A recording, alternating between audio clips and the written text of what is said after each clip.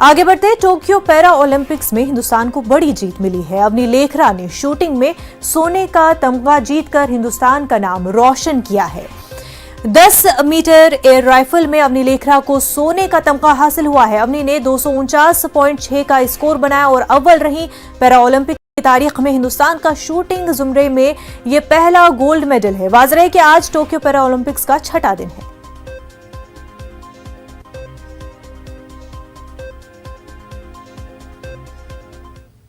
खुशी हो रही है, बहुत खुशी हो रही है। गर्व हो रहा है मेरे को डब्बू के ऊपर। अच्छा, आप डब्बू उड़ाते हैं प्यार से? अब नहीं लेकर अच्छा, अब नहीं लेकर। हाँ, बहुत खुशी की बात है और आगे बढ़े। मुझे बहुत खुशी हो रही है, बहुत प्राउड भी फील हो रहा है कि लाइक मैच रिजल्ट चाहे जो भी हो, हम तुम्हारे साथ हैं, यही करना चाहूँगी मैं तो उसे। पैरा ओलंपिक्स की गोल्ड मेडलिस्ट अवनी